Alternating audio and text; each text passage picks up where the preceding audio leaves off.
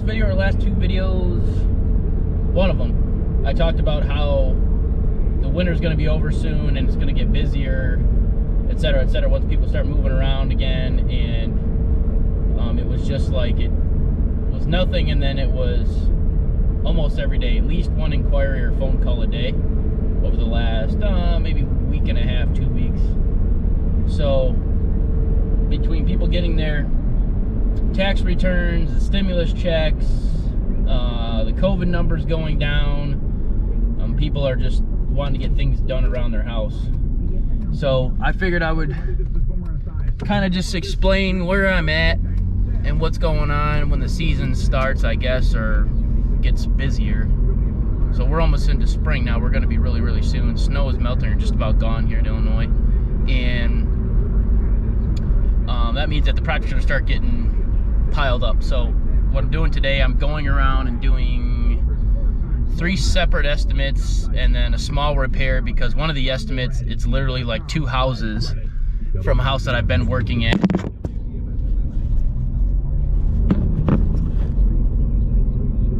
So the camera already fell off the dashboard, so that's not gonna work.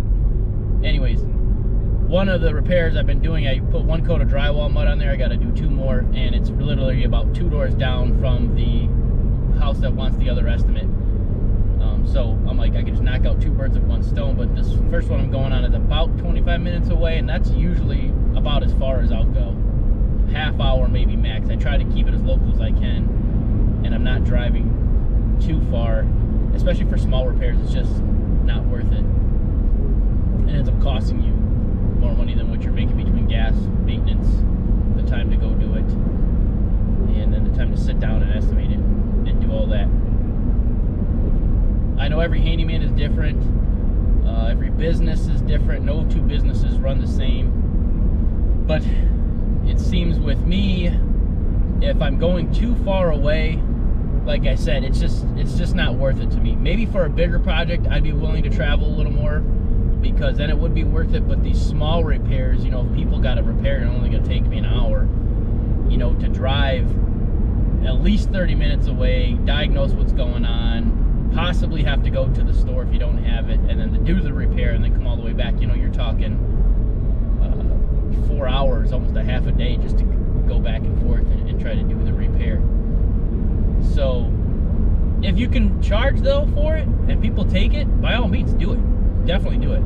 I just found that for me, it's better that I stay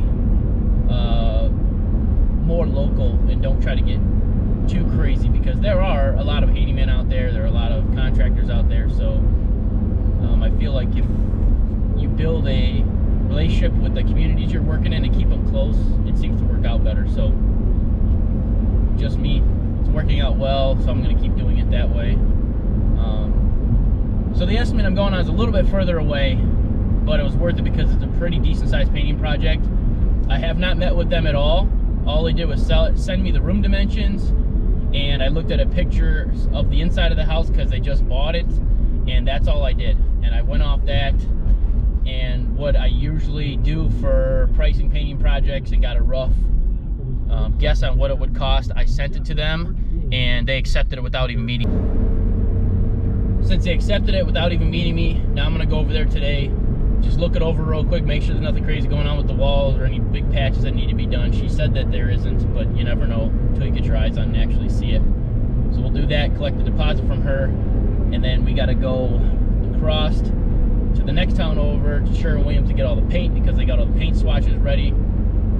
Then I'll go another town over and hit up those other 2 estimates, and then do that small repair, and then my day will be over with. Oh, I forgot. So this painting project that I'm doing, I scored more work from her parents, who actually bought their old house. So they moved, and their parents bought their house they were living in. So she's like, oh, hey, my parents want to do some painting too. Do you want to do that also? And I said, of course I do. So, you know, just having one customer like that led into another customer and more work, which, you know, as all you handymen know, if you do a good job, do what you say you're going to do, show up on time, it seems to just take a mind of its own, and you just get more and more work to the point to where, you know, you can have as little or as much work as you want. With me, I can kind of pick and choose what jobs I want to do. You know, I have another career as a firefighter, so doing this the way I'm doing it, don't get me wrong, whether you're doing a business part-time, full-time, 30 hours a week, 100 hours a week, running a business is running a business. You either have to be in it or don't be in it. And I guess the nice part for me is I can pick and choose what I want to do, what I don't want to do, and I stick mostly with the stuff I've already done before. Unless it's a repeat customer and I'm there and they were like, okay, well, can you fix this or that? Then I'll do it if it's within my scope. If it's not, I don't touch it. I say, no, you need to find so-and-so who does this or that. That's another thing I found that makes you more efficient is when you do the same stuff over and over again, you get really, really, really good at it and efficient and quick. And, you know, it's almost to the point to where every single time is perfect, every single time is the same versus, you know, a repair that you've never done before and you kind of got to diagnose it and figure it out. Which, you know, if you're a handyman, that's what people want you to do. They want you to figure stuff out because they can. That's why they're calling you. So don't get me wrong, I do figure things out when I have to. But things like, oh, I need a toilet changed or I need my faucet changed, I don't do any of that, and I don't do any roofing because in the state of Illinois, you have to carry a license in order to do that. So I don't touch that at all, especially for insurance purposes and everything. I tell everybody, you gotta find a plumber, you gotta find a roofer. And what I did find though is I get so many phone calls from people, especially now after all the snow, of their having roof leaks. And they, every time, this one company that's local, they keep somehow they're getting my number and they're giving my number out to all these people. And every time I gotta answer the phone and say, no, I don't do that, no, I don't do that, sorry, I don't do that, you gotta find a roofing company, you gotta find a roofing company. But man, I think you could almost, in our area, make a business out of just doing roof repairs, not doing full-on tear-off and re-roofs, because these big companies, they just don't want anything to do with it. Nothing. They don't want anything to do with any kind of small repair. They either want a full roofing tear-off and redo, or they don't. Which is no fault to them. If they're got a big company, they got a lot of employees, you know, that's what they're going to do. That's how they make their money on big projects, not little ones. But I'm telling you, these little things, you can make a good living, I think, of just doing these kind of repairs. It's crazy. They can't find people to do roofing repairs. And same goes for any kind of handyman repair that's within your scope, you know, that you can do. I mean, you just make a killing off these small little repairs because some things people can't do, they don't know how to do, they don't have the right tools to do it, and it's not, you know, too big. You know, if you're a handyman and you're a one-man show like me, you know, you're not going to take on a full house remodel. Well, I don't know, maybe I would, but most likely you're not going to. Because it's going to take you too long and you don't have enough help, etc., etc. So you would need to get help, subcontractors, and all the other mess that I'm not even going to get into. So I found, you know, you can make good money off of little projects and also big projects. If you stack up those little projects, they seem to add up, and then you can make a good amount of money off of them. We're going to head to this painting estimate. We'll see how that goes. See if there's anything out of the ordinary, which there shouldn't be after seeing the pictures and talking to the customer. And then we'll head over to the next one. All right, just leaving that house. That went well. Everything is good. The walls are in really good shape except for just a few small nail holes. So no big deal there. She took me to the old house, the one that her parents bought, and I looked at it with them, and I got that job on the spot. So there's another job that I wasn't expecting to get that I just got. So 2 painting jobs in a row. A lot of people hate painting. I don't hate doing it. It's relaxing. You can make some good money at it, and it's amazing how just paint can change the way a room looks. And people always are shocked too when you're done. They're like, oh my gosh, it just looks so good. And all you did was change the color of the walls. So all in all, that went good. We're gonna move on to the next house now. And this person found me yesterday through Home Depot's Pro referral. So if any of you handymen aren't on that, look into that. It's okay. I've had mixed feelings about it. I've get some jobs from it. I found you got to be right on top of it as soon as the notification comes in from Home Depot in order to even get to go out there. Otherwise, people just flood the thing. So I found what you have to do with that too is you have to have a pro referral account.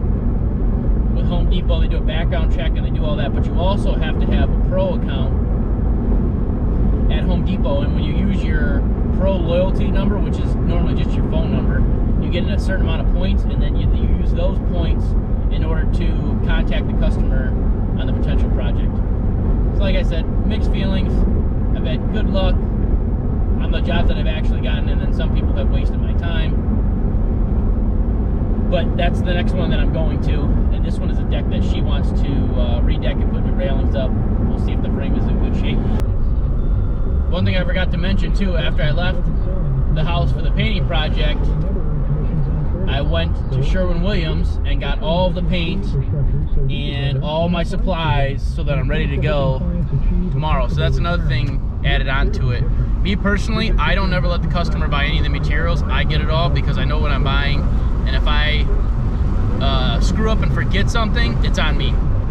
If I just say, yeah, get the materials and I'll do the job, and then they forget something, now it's like, you know, I have to charge them for my time to go back to the store. So that's just what I do. I know everybody does it different, but a lot of this is parts people don't see because the running around part of it. You know, I've been going at this now for almost 4 hours today, and all I've been doing is running around estimates and getting supplies. So it's just the way it is, the way it goes.